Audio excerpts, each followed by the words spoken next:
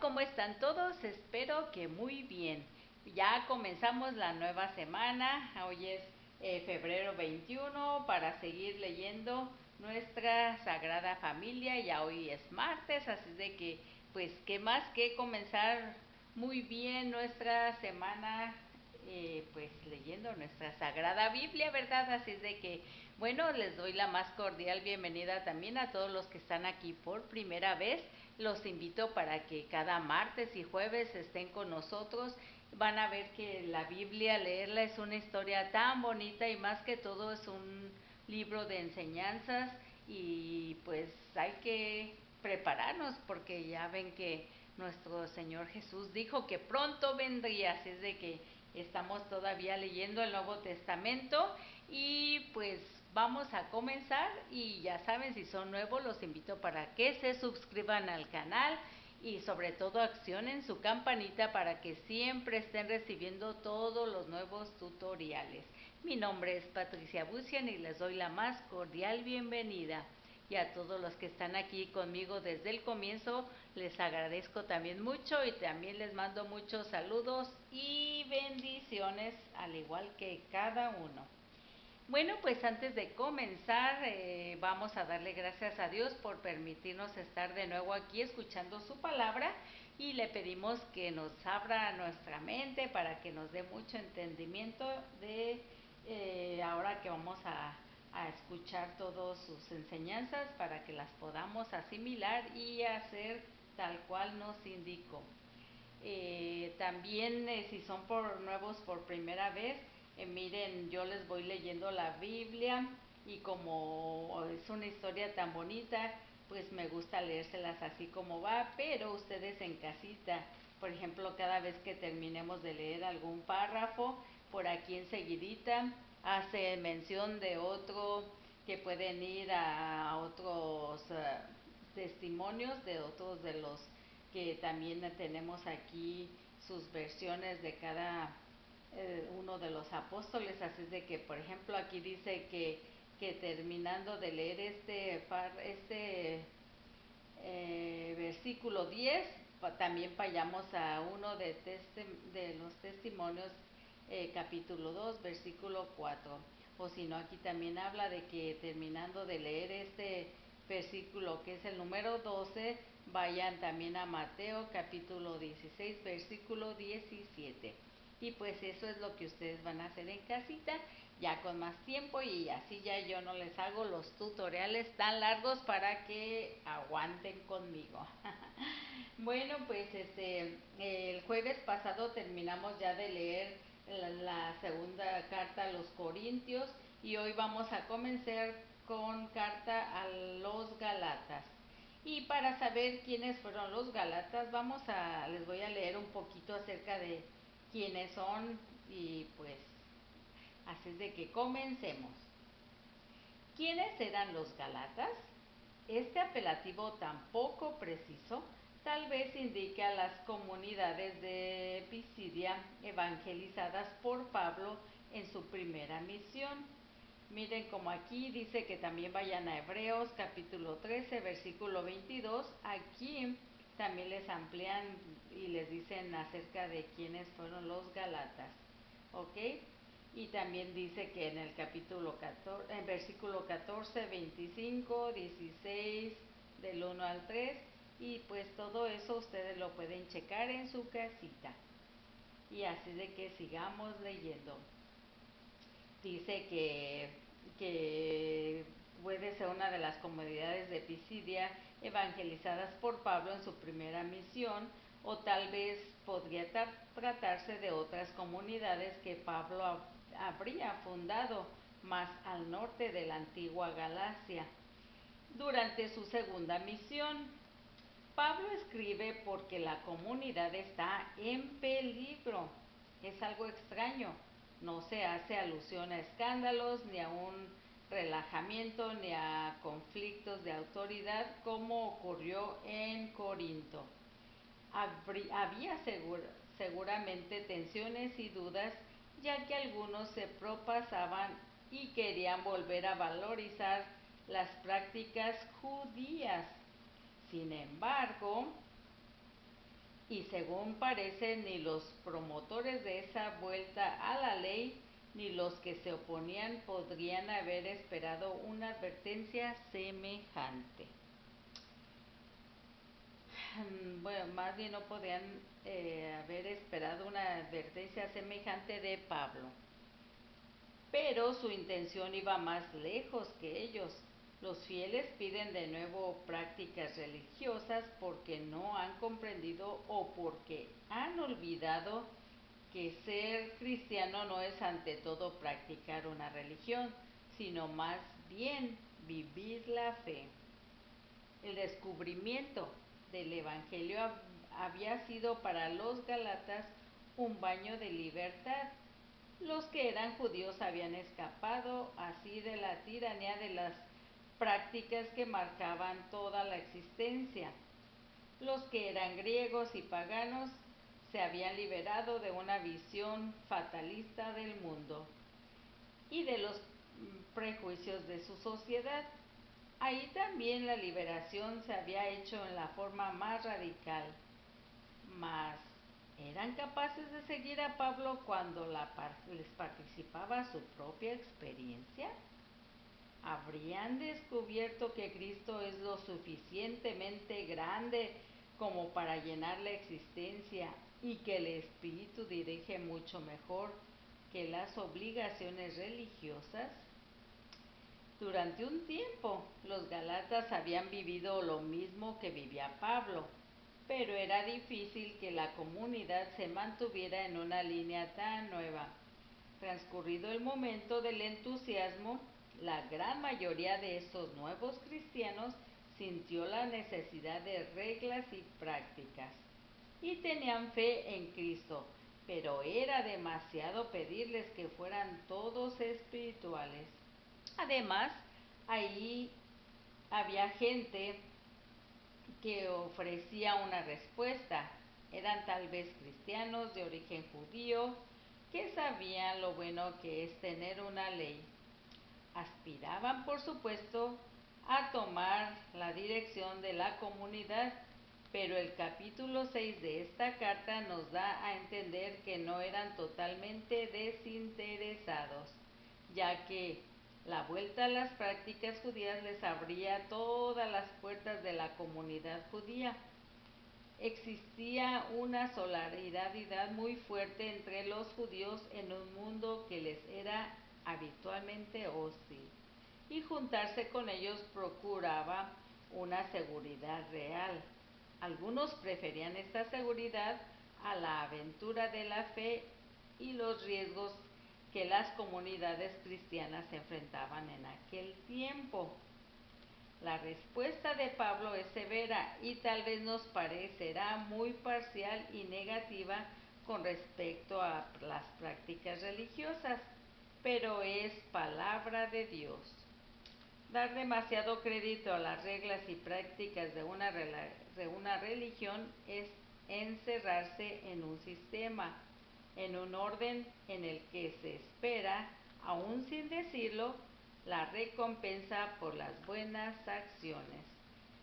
La fe, por el contrario, significa entregarse a Dios y a su misterio tan terrible como la cruz, que es su símbolo. Todo esto nos indica que esta carta a los Gálatas tiene hoy gran actualidad, pues son muchas las personas que andan en busca de certidumbres.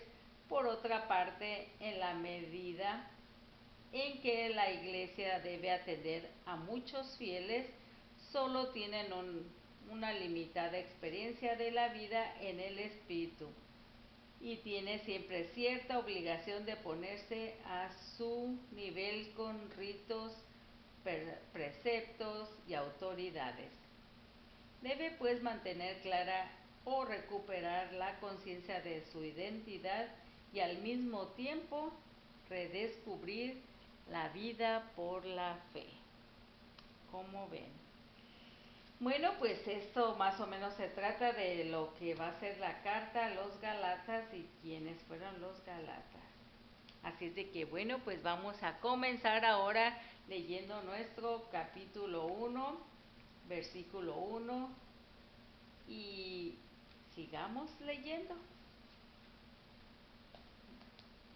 Pablo apóstol, enviado no por los hombres ni por la intervención de hombres, sino por Cristo Jesús y por Dios Padre que lo resucitó de entre los muertos. Wow, empieza muy interesante esta carta. Yo y todos los hermanos que están conmigo saludamos a las iglesias de Galacia. Reciban gracia y paz de Dios nuestro Padre y de Cristo Jesús nuestro Señor. Él se entregó por nuestros pecados para arrancarnos de nuestra mala condición presente, cumpliendo así la voluntad de Dios nuestro Padre. Gloria a Él por los siglos de los siglos. Amén. El versículo 6 va a hablar acerca de que no hay otro evangelio.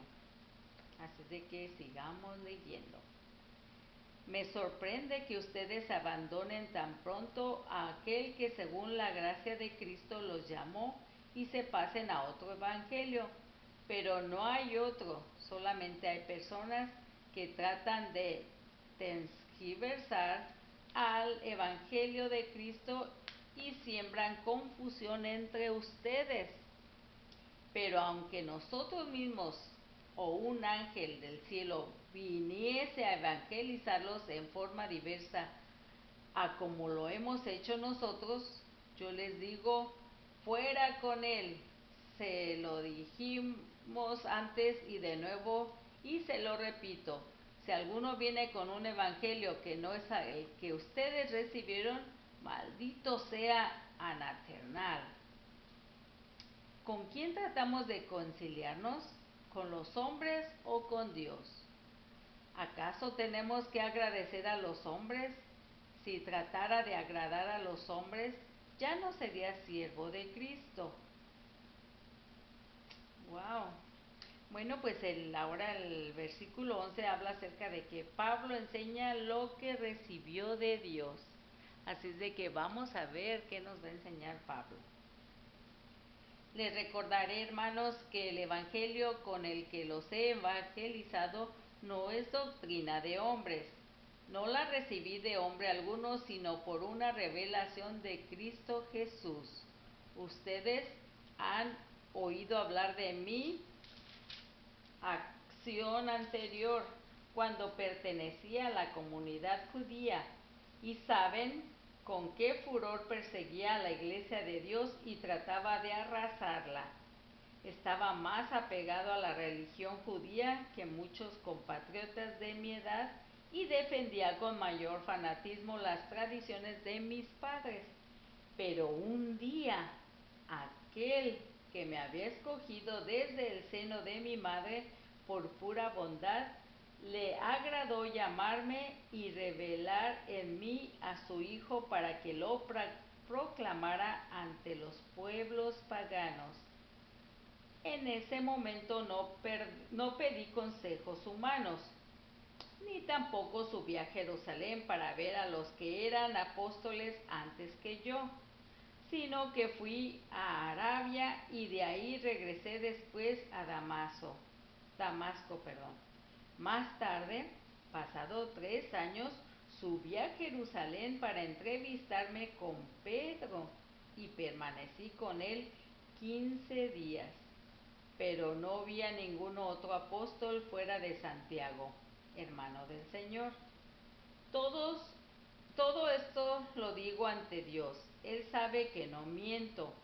Luego me fui a las regiones de Siria y Sicilia, de manera que no me conocían personalmente. Tan solo habían oído decir de mí: el que en otro tiempo nos perseguía, ahora anuncia la fe que trataba de destruir.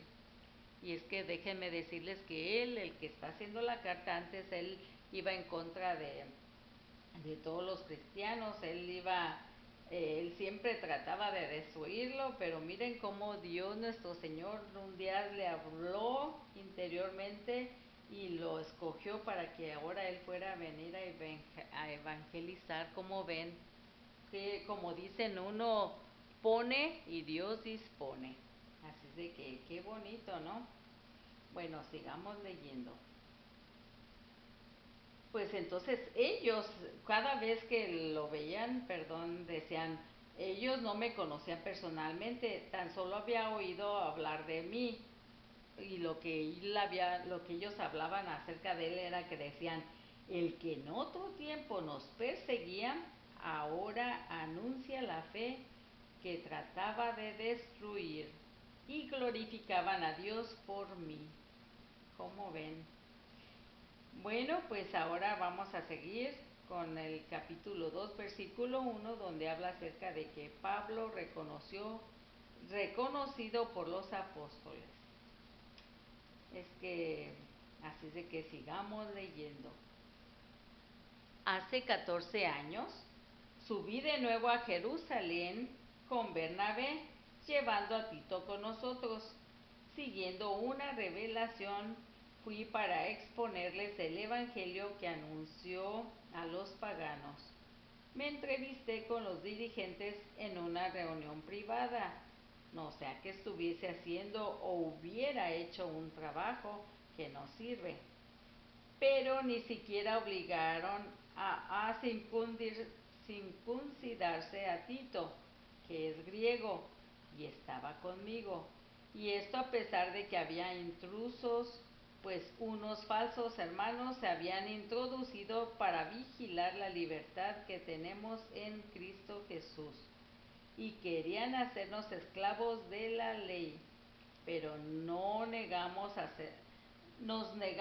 ceder, aunque solo fuera por un momento, a fin de que el Evangelio les llegara en toda su veracidad. En cuanto a los dirigentes de más consideración, lo que hayan sido antes no me importa, pues Dios no se fija en la condición de las personas. No me pidieron que hiciera marcha atrás, por el contrario, reconocieron que a mí me había sido encomendado la evangelización de los pueblos paganos, lo mismo que a Pedro le habían sido encargada la evangelización de los judíos, pues de la misma manera que Dios hizo con Pedro, el apóstol de los judíos, hizo también en mí el apóstol de los paganos. Santiago, Cefas y Juan reconocieron la gracia de Dios que me había concedido, y estos hombres, que son considerados pilares de la iglesia, nos estrecharon la mano a mí y a Bernabé en señal de comunión. Nosotros nos dirigimos a los paganos y ellos a los judíos. Solo debíamos acordarnos de los hermanos pobres de Jerusalén, lo cual he tenido cuidado en cumplir. Y aquí en el versículo 11 va a hablar acerca de un conflicto anterior con Pedro. Veamos de qué conflicto se trata. Sigamos leyendo. Cuando Pedro llegó a Antioquía, yo le hice frente en circunstancias en que su conducta era reprensible. En efecto, antes de que vinieran algunos allegados de Santiago, comía con los hermanos de origen no judío, pero después de que llegaron estos, empezó a alejarse y ya no se juntaba con ellos, por temor al grupo judío. Los demás de raza judía lo siguieron en este doble juego, y hasta Bernabé se dejó arrastrar a esta simulación. Cuando advertí que no andaban derechos según la verdad del Evangelio, le dije a Cefas delante de todos: si tú que has nacido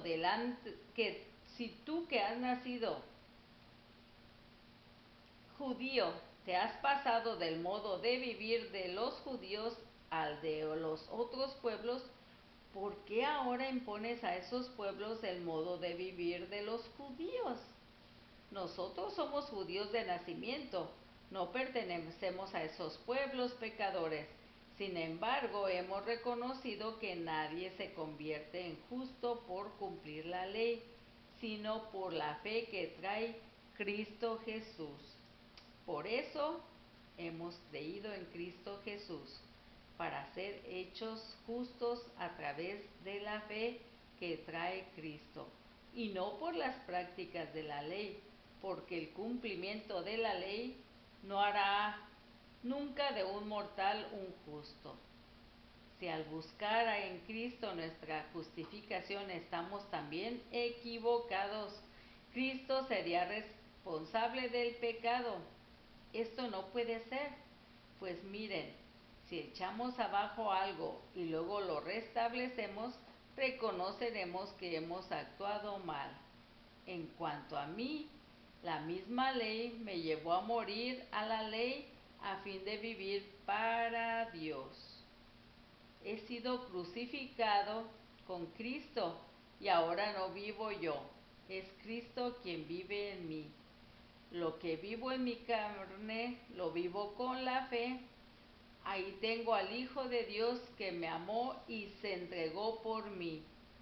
Esta es para mí la manera de no desperdiciar el don de Dios, pues si la verdadera rectitud es fruto de la ley, quiere decir que Cristo murió inútilmente. ¿Cómo ven? Está interesante, ¿verdad? Muy bien, bueno, pues ahora vamos a comenzar a leer el capítulo 3, versículo 1, donde dice, somos salvados por la fe. Galatas estúpidos, ¿cómo se han dejado hipnotizar? ¿No les presenté a Cristo Jesús crucificado como si lo estuvieran viendo? Les preguntaré solo esto, ¿recibieron el Espíritu por haber practicado la ley o por haber aceptado la fe? Tan estúpidos son como para empezar con el Espíritu y terminar con la carne. Haber experimentado inútilmente favores tan grandes, pues habría sido en vano. Cuando Dios reparte los dones del Espíritu y obra milagros entre ustedes, se debe al cumplimiento de la ley. No será más bien porque han escogido la fe. Acuérdense de Abraham. Creyó a Dios que se lo tomó en cuenta y lo consideró un justo. Entiendan pues que quienes toman el camino de la fe son hijos de Abraham. La Escritura anticipó que Dios daría a los paganos la verdadera justicia a partir de la fe. Por eso Abraham recibió esta promesa. La bendición pasará de ti a todas las naciones. Así los que entran por la fe reciben la bendición junto con el creyente Abraham. Por el contrario, pesa una maldición sobre todos los que se van a las observancias, pues está escrito, maldito el que no cumple siempre todo lo que está escrito en la ley. Con la ley nadie llega a ser justo a los ojos de Dios. La cosa es cierta, pues el justo vivirá por la fe, y la ley no da lugar a la fe cuando dice, el que cumple estas cosas tendrá vida por medio de ellas. Pero Cristo nos ha rescatado de la maldición de la ley, al hacerse maldición por nosotros, como dice la Escritura. Maldito todo el que está colgado de un madero. De este modo, la bendición de Abraham alcanzó a las naciones paganas en Cristo Jesús. Por la fe recibimos la promesa que es el Espíritu Santo. Hermanos, tomemos una comparación. Cuando alguien ha hecho su testamento en debida forma, nadie puede arruinarlo ni agregarle nada. En el caso de Abraham, las promesas eran para él y para su descendencia. La escritura no dice para los descendientes como si hubieran varios, sino para que habla en singular para tu descendencia, y esta es Cristo.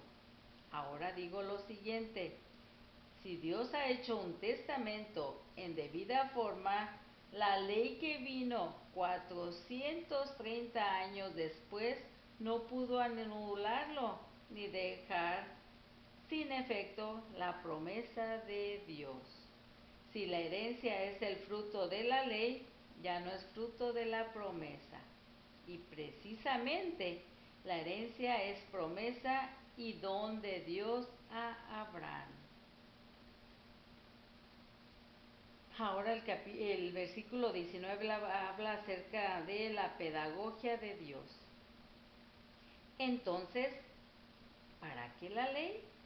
Fue añadida para responder a las desobediencias, pero solamente valía hasta que llegara ese descendiente del que hablaba la promesa, y fueron ángeles los que la concertaron con la intervención de un mediador.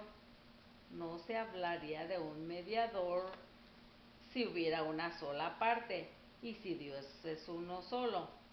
¿Acaso la ley contradice las promesas de Dios? En absoluto.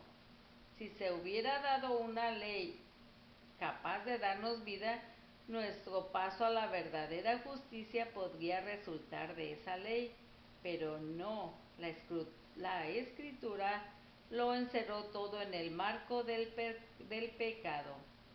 Así lo prometió. Así lo prometido llega a los creyentes por medio de la fe que trae Cristo Jesús. Hasta que no llegaran los tiempos de la fe, estábamos custodiados por la ley, a la espera de la fe que se iba a revelar. La ley nos conducía a Cristo para que creyéramos y así fuéramos justos.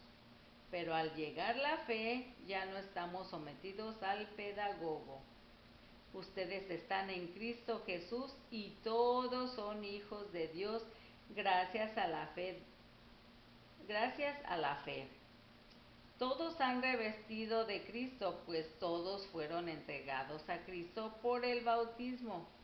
Ya no hay diferencia entre judío y griego, entre esclavo y hombre libre. Dice que ya no hay diferencia ni entre judío y griego, ni entre esclavo y hombre libre. No se hace diferencia entre hombre y mujer, pues todos ustedes son uno solo en Cristo Jesús. Y si ustedes son de Cristo, también son descendencia de Abraham y herederos de la promesa. ¿Cómo ven? ¿Ya ven? Entonces todos somos herederos de la promesa porque todos venimos descendientes de Abraham. ¿Cómo ven? Qué bonito, ¿verdad? Bueno, pues hasta aquí le vamos a dejar por el día de hoy, así es de que los espero pasado mañana, que es jueves, para continuar leyendo nuestra Sagrada Biblia, y vamos a continuar con el capítulo 4, versículo 1. Así es de que, bueno, que tengan un bonito día, les mando muchas bendiciones y recuerden hacer el bien sin mirar a quién. Y si pueden, compartan el tutorial para que también así de esa manera ustedes ayudan a más personas a que escuchen la palabra de Dios. Nos vemos, que estén bien, les mando bendiciones y los espero el jueves. Adiós.